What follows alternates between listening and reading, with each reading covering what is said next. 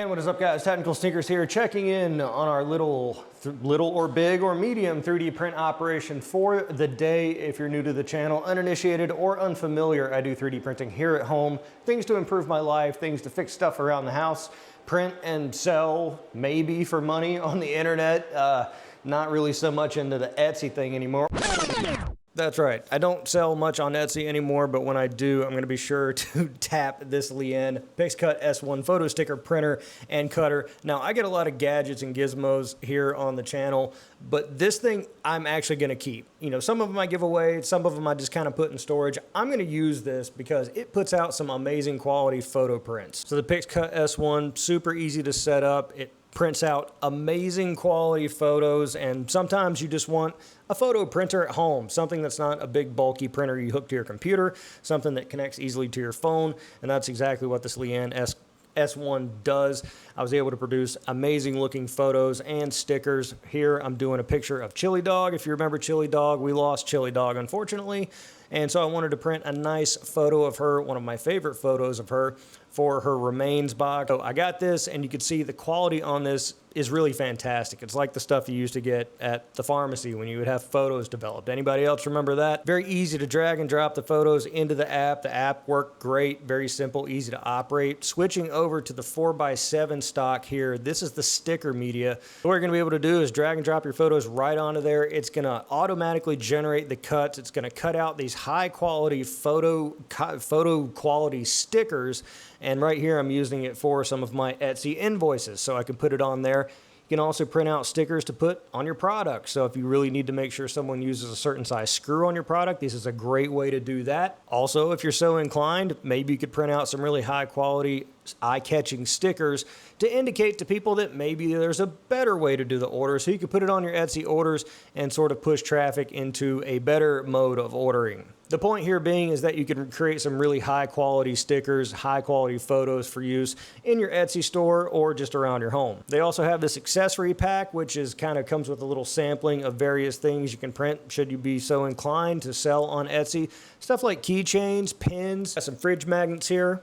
I'm going to be using these for around the house, and so what I did was I printed out sort of just a little sampling of things. Really wanted a nice little keychain, something extra to grab onto for my tractor keys. Printed out the JD logo, put it in one of these little keychain emblems, put it on my tractor key. Very simple and easy to do. The machine cuts it out automatically. I didn't have to specify the borders, it just figures it out. Also the fridge magnets. I don't really have a lot of fridge magnets around here, but oftentimes we're running out of cheese, and so I need a way to communicate with my wife, because communication is a very hard thing to do after being married for nearly 15 years. So I just print out a little fridge magnet here, and I don't have to have another conversation with her. I could just put this up, and it indicates that we need more cheese or we have enough cheese. Additionally, if you want to make pins to let everybody else know and signal to the world that you really like cheese, you can do that too. So I really like this Lian PixCut S1. It puts out some really amazing quality photo prints. I'm going to be actually using this, and I am emphatically, like, I was kind of like, wow, this thing really makes some really high quality prints. If you want to pick one of these up, links in the description below. Let's get back to the video. Or just show off and generally have a good time. If you're interested in any of those things,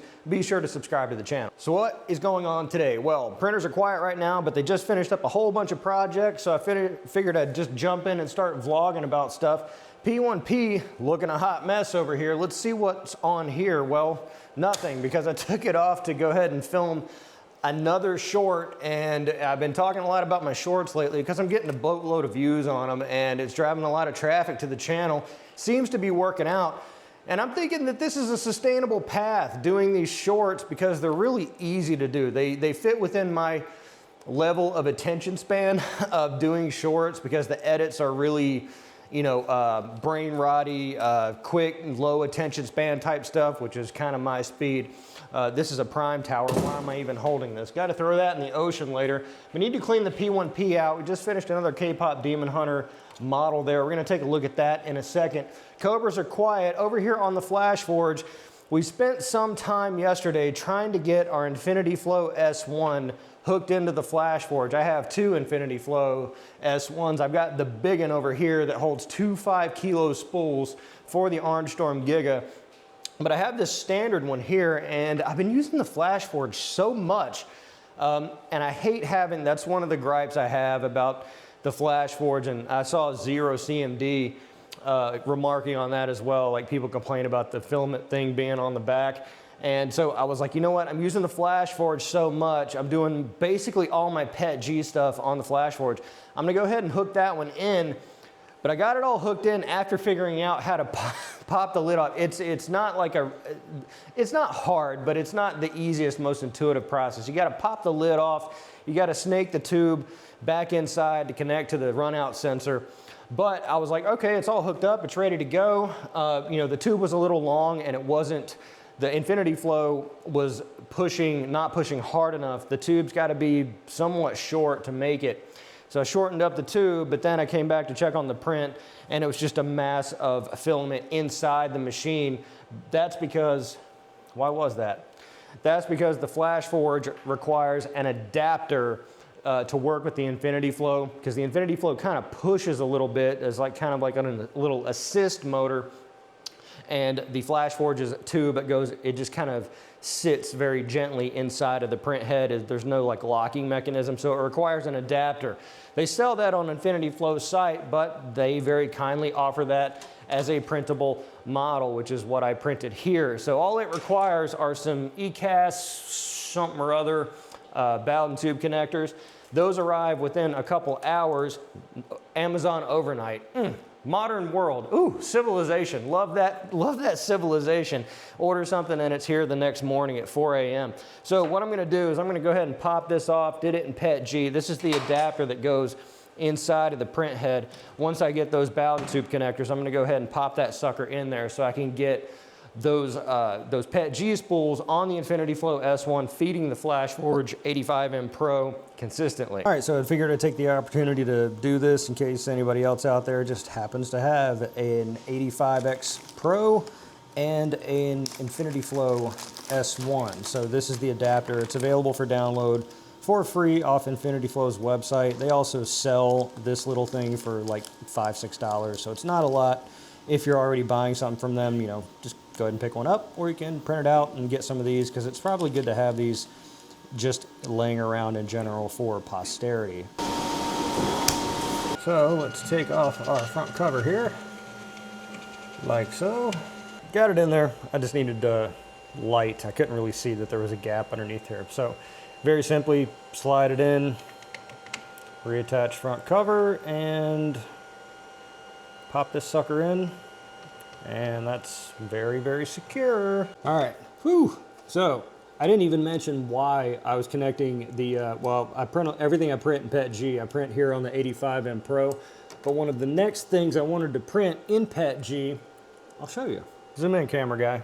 You got too much glare on the screen. All right, so this over here, you're not gonna be able to see that. Just let me start the print. I'll show you on the computer. So what I'm printing is actually this. It's components for a miniature conveyor belt, because over here on the A1 is basically my time-lapse machine, my good time-lapse machine, but I get all the purge from multicolor prints, and it's a little unsightly, and I thought it'd be kind of cute to have a little miniature conveyor belt that moves the flush and, you know, gets it out of the frame. I was looking around because I know that there are 3D printed options, but I was like, you know, I could go through all that process, which is cool, but is there something like cheap that can just do it? That's the conveyor belt people calling now. Where was I? Mini conveyor belt. So options do exist on Amazon, but they're well over $100. So I'm like, I'm just gonna 3D print it. Picked up a couple small DC motors that run off USB, nothing connected to the machine. I don't wanna edit G-code to trigger the conveyor belt. I'd rather just turn it on and just let it run at low speed, constantly moving the flush out of the way. It's another visual sort of thing, something moving that's in the time lapse. So I'm gonna be printing most of those parts in PETG, and that's what I needed to upgrade the Flash Forge for, because some of those parts are quite large and I don't want it to run out, because I've had filament run out sensor failures in the past with the 85M Pro. So I'd like to avoid that. Had the extra S1 available, so that's what I'm gonna do. Speaking of which, over here on the Orange Storm Giga, we finally got some level of progress on our gate project for our big Griffin. Let's take this base model into the office and see what kind of modifications I made to it. Some other notable notes while we're in on it. If you saw the short that I put out recently, I did a couple shorts pretty quickly. Another sort of somewhat complex model of the K-pop Demon Hunter thing, because again, I want to capitalize on all that attention that I'm getting from that. This is similar to the other one I did. It's about 14 inches tall, multi-part. It took a long time to print, probably 4 or 5 days, all said. Almost all the parts coming on the P1P with the double AMS. Just rolled this one off. This is a significantly smaller, you can see. This is about maybe like 5 inches tall. Did this all in one print. This is the Zoe model. Only 1, 2, 3 colors, so pretty easy print. The design I'm not in love with. The design is it was a little bait and switchy. Got it off of Cults. They used an image from the film, but the design itself was a little basic, but maybe it'll work, maybe not. The goal is views here. I'm not trying to get a 1-for-1 reproduction for like personal enjoyment. This is all about the views, all about driving traffic. And over here on the Cobra S1, which is in sort of like a precarious setup. It's not like, very aesthetically pleasing, but it's in the middle of its, I want to call it a review cycle now. This printer's been out for several months. There's not a lot I can really say about it that hasn't been said 6,000 times by other creators. So what I'm doing is I'm just putting it through the paces of what I do here, which is just print stuff to show off or fix stuff. So doing another one of those MK Mortal Kombat models. Now, I had remarked in a previous vlog, kind of alluding to the fact that I was having a lot of issues with this machine. Really, all of those were just stemming from the Ace Pro, this Ace Pro number 2. And it was one spool in particular of filament. It was a cardboard spool, but I've seen other people say that cardboard spools are fine. So I just pulled it, put another one in there, and now I'm running a print. This model only takes 4 colors, but I purposefully selected colors that were in opposite AMSs just to kind of stress test it a little bit. Other people were remarking like you have to change the flushing volumes on the machine. It takes significantly longer. So this model over here on a comparable bamboo machine on the A1, I think it was less than a day. This one's like 30 hours, so it's significantly longer.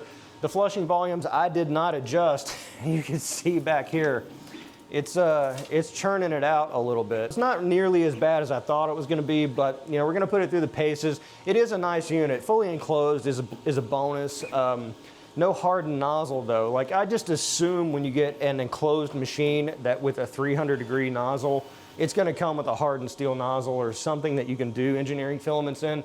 But I was looking through the little bits and bobs that they send along with it, nothing of that nature. So maybe an aftermarket solution exists. We can explore that later. But overall, for the price as seen here, and I'm gonna mention in the video, comes out to about $900 for the unit itself, plus the double Ace Pro units.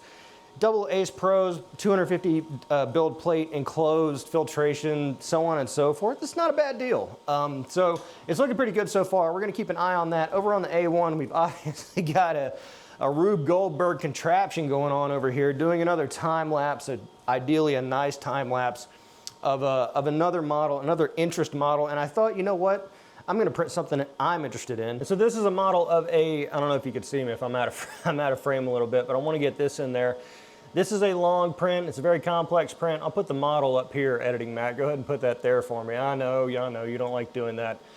So very intricate model. This is a constructor from the game Satisfactory. I've remarked before I like playing factory games. And I imagine 3D print people maybe have an affinity if you're into gaming at all.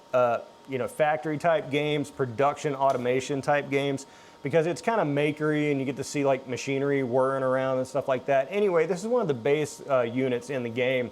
And what it looks like is someone just took one of the assets out of the game and fed it through Blender to get the model, because it's certainly not optimized for 3D printing in any way, shape, or form.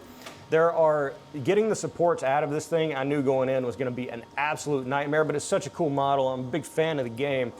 So what I did was I adjusted the top Z and bottom Z distance. I really dialed it up so those supports, hopefully I can just kind of blow on them hard and they'll fall off because there's so many in there. I'm not sure if you can really see it.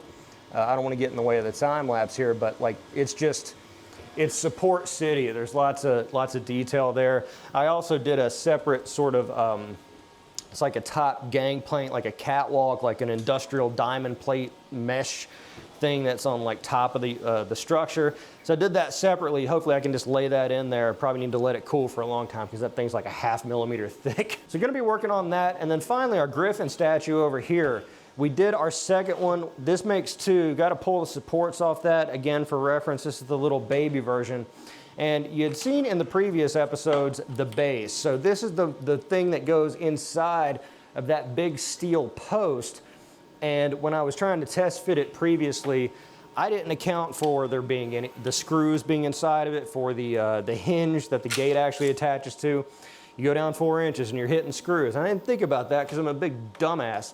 So what I did was I cut off the bottom of this. Also, the hinge is attached to the back side. So my little Art Deco thing on front, my little fleur-de-lis of sorts, I didn't account for that. So that hinge is on the back, so I had to delete that. So I left just a little bit here.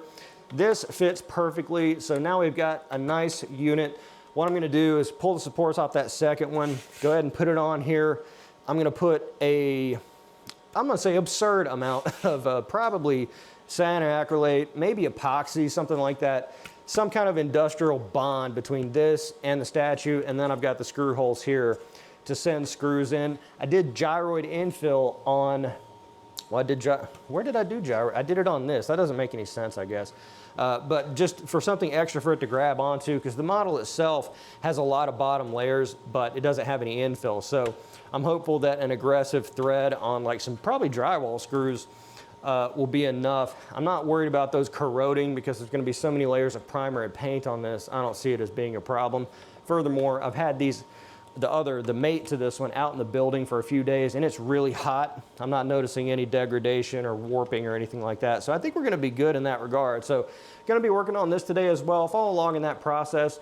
Got a nice couple time lapses for this, and I think it might end up being pretty cool. So that's what I'm working on today in the land of enhanced audio quality. I've got all these, I usually don't like having so many printers in my office because it's noisy. It's like, you know, hey, what's up guys? Technical say, you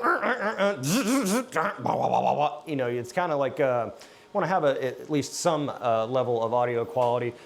So that's what I'm working on today. Love to know what you're working on in the comments below. Which of these projects are of the most interest to you, or do you want to see more expansion into the products or the projects? I know kind of when I remark on these, it's kind of like I do all the work and don't film it, and then I just kind of come in after the fact like, oh yeah, I did this, I did that, did the other thing. Do you like seeing more of the process, or do you just kind of like seeing sort of the results? I'm kind of giving you the end of the story and not sort of the journey, I guess. Let me know what your thoughts and opinions are on that in the comments below. Be sure to like the video because it's the nice thing to do. And of course, subscribe for more content like this. I'm the Technicals. See you next time.